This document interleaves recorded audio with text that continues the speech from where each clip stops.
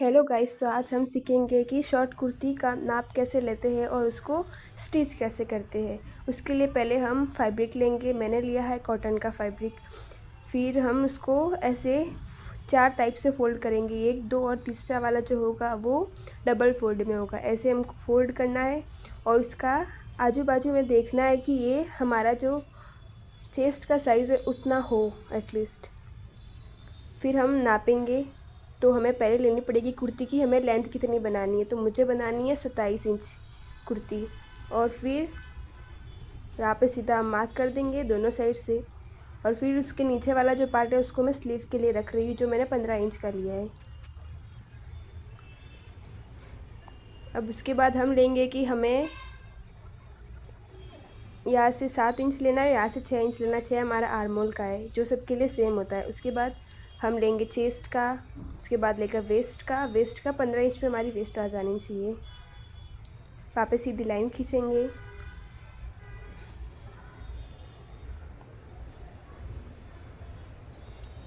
उसके बाद हम लेंगे हिप पार्ट।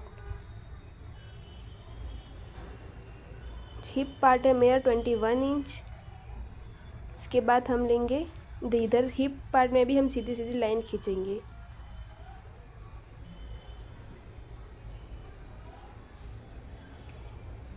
उसके बाद हम मार्क करेंगे कि हमारी वेस्ट कितनी है। तो वेस्ट हमारी जितनी है उसके 4 भाग करके उसमें 2 इंच मार्जिन लगाना होता है। तो उस प्रकार से हमें यहाँ पे मार्क करना है। वैसे ही हम हिप का भी लेंगे। हिप का भी जितना है उसका हम 4 से डिवाइड करेंगे और उसके अंदर 2 इंच का मार्जिन लेंगे। उसमें 1.5 का हम और ज़्यादा लेंगे ताकि हमें कोई प्रॉब्लम ना हो। अगर इसके बाद हम लास्ट पार्ट है, जो लास्ट पार्ट होता है हमारा फिनिशिंग के टाइम पे, वो और हिप पार्ट दोनों इक्वल होने चाहिए। अब हमने जो जो मार्क किए हैं उन सबको हमें जोड़ना है लाइन बाय लाइन।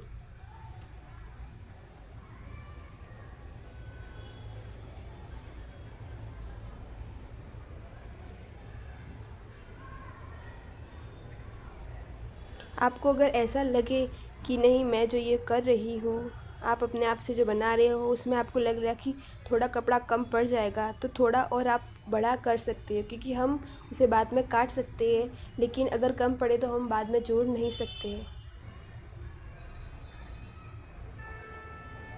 तो हमने जैसे माप ले लिया है, यहाँ से अब हम यहाँ पे आर्म होल का शेप देंगे।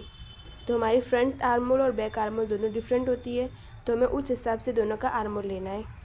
तो फ्रंट का लेने के लिए हम करेंगे, जो हमने लाइन बनाई थी उसको दोनों का मिडल पार्ट लेंगे और 0.5 इंच अंदर की साइड जाएंगे, वहाँ पे मार्क करेंगे।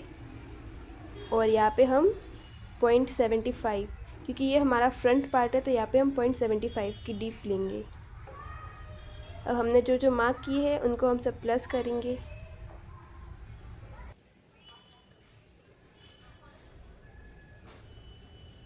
तो हमने इसी प्रकार ये जो मार्क किए थे उनको ज्वाइन कर लिया है। हमारा फ्रंट पार्ट जो होता है वो थोड़ा अंदर की साइड से जाता है, जो बैक पार्ट होता है वो सीधा ही जाता है। ये हमने फ्रंट के साथ साथ हमने बैक पार्ट का भी ड्रॉ कर लिया है। जो बैक पार्ट है वो हमने 1 इंच रखा है और जो फ्रंट पार्ट का डीप था वो हमने 0.75 रखा है। अब हमने साथ में कटिंग भी कर ली है।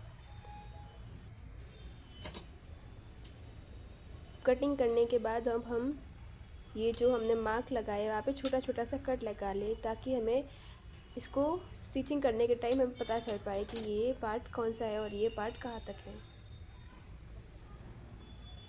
अब इसको ओपन करेंगे और इसके अंदर का पार्ट है जो हमारे बैक पार्ट है उसको निकालेंगे और अब फ्रंट पार्ट को डीप साइड से कट करना है, इसलिए हम फ्रंट पार्ट को साइड में रख के उसे कट करेंगे।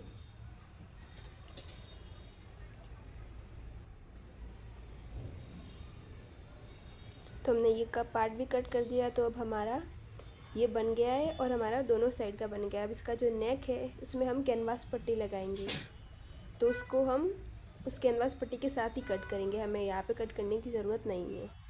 अब हम स्लीव्स बनाएंगे, स्लीव का फर्मा।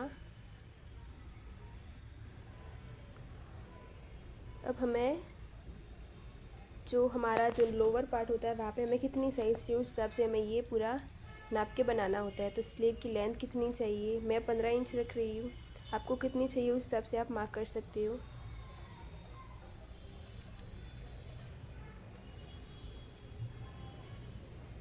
ये जो भाग होता है वो हमें ऐसा रखना पड़ता है कि हमारी जो स्लीव है उसके अंदर से -3 करना पड़ता है, तो इसका आएगा 12। तो हमें 12 पर मार्क करना पड़ता है और फिर से जॉइन करना पड़ता है, नीचे से भी और ऊपर से हमें शेप बनाना पड़ता है। देखिए जैसे कि मैंने ये शेप बना लिया है।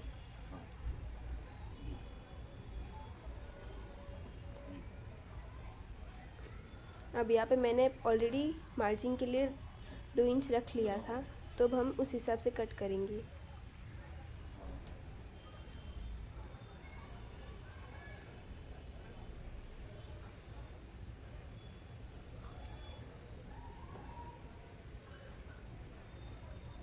स्लीव कट करना इतना हार्ड नहीं होता है। अब हम इसको भी पूरा कट कर देंगे।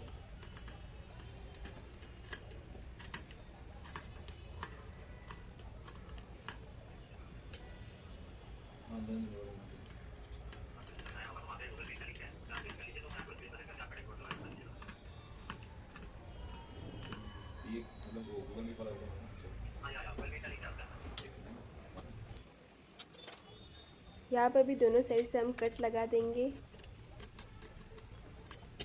और ये जो अंदर का फ्रंट साइड का शेप है उसको भी हमने कट कर दिया।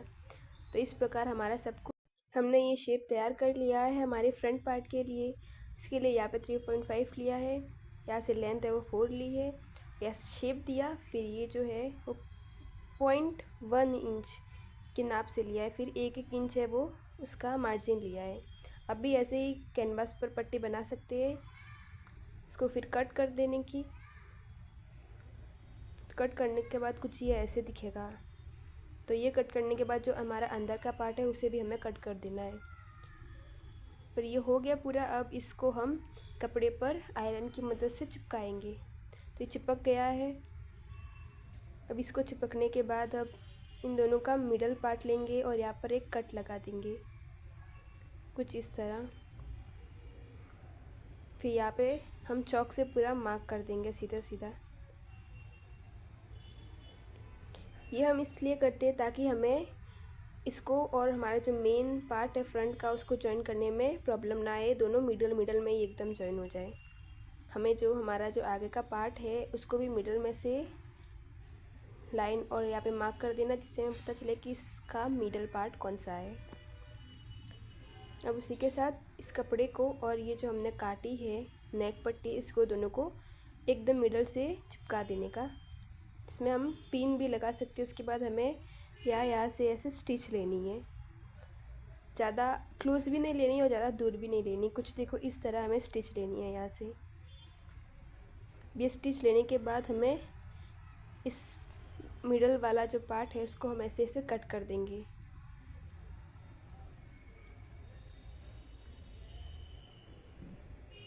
कट हमें कुछ इस तरह से करना है जिससे हमारा जो ये स्टिच पार्ट है वो बिल्कुल भी ना कटे और हमारी जो फिनिशिंग है वो एकदम परफेक्ट आए।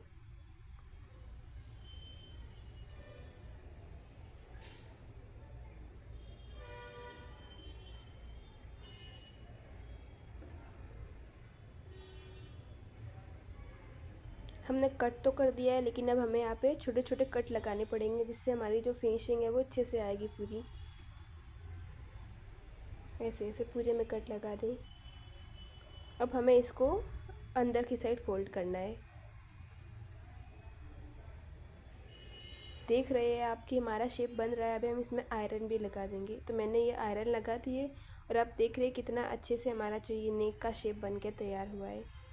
हमने नेक का शेप बनाया, उसके बाद अब हम यहाँ पे अंदर की साइड स्टिच भी लगा सकते हैं और हम हाथ सिलाई भी कर सकते हैं। तो मैंने इसमें हाथ सिलाई करने का सोचा है क्योंकि स्टिच है वो दिखती है तो अच्छा नहीं लगता।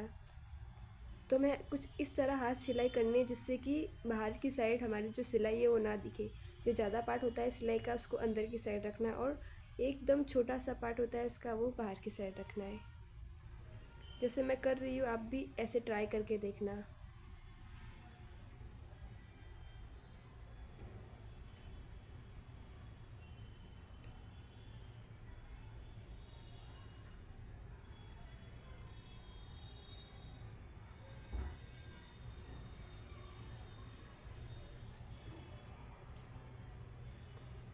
मैं ये पार्ट स्टिचिंग करने में ज़्यादा टाइम लगा रही, तो आप इस पार्ट को स्किप भी कर सकते हैं अगर आपको ये पार्ट समझ आ गया हो तो।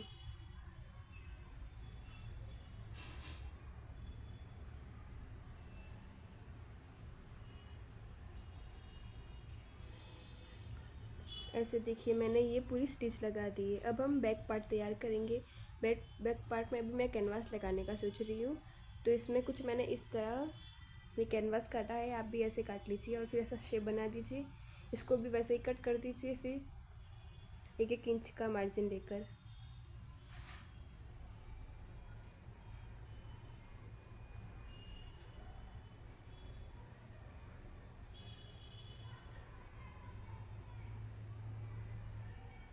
ये कट करने के बाद इसको भी हम चिपका देंगे आयरन से।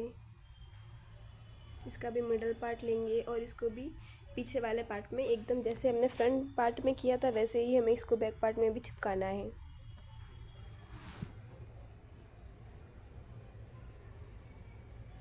चिपकाने के बाद स्टिच लगानी है। स्टिच लगाने के बाद हमें ये जो अंदर वाला पार्ट है उसको कट करना है, फिर छोटे छोटे कट्स लगाने हैं।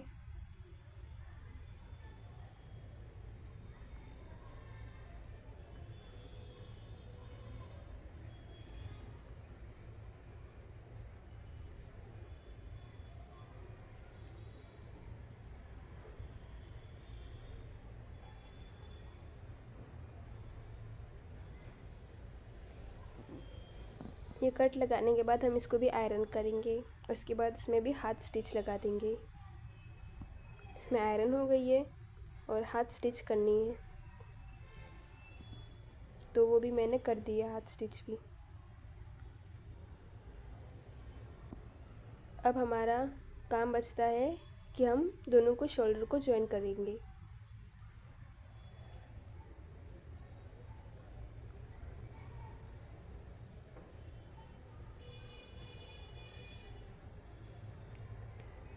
तो हमने शोल्डर भी ज्वाइन कर दिए हैं और अब शोल्डर ज्वाइन होने के बाद अब हमें स्लीव को ज्वाइन करना है। तो इसमें हमें ये ध्यान रखना है कि जो हमारा आगे वाला पार्ट है वो आगे रहे और जो पीछे वाला पार्ट है वो पीछे रहे।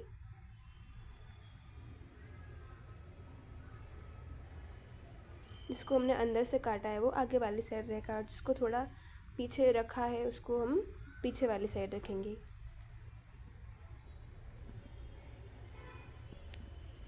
तो ऐसे ही दोनों की साइड हम फिर स्लीव भी ज्वाइन कर देंगे। तो स्लीव भी ज्वाइन हो चुकी है। अब स्लीव ज्वाइन होने के बाद हम अंदर की साइड फिर स्टिच लगा देंगे। अब हमारा ये लास्ट काम ही बचता है स्टिच लगाने की। हम यहाँ पर हमने जो ऐसे मार्जिन करके रखा था हमने 2 इंच का, तो हम उसी मार्जिन पर ही स्टिच लगाएंगे।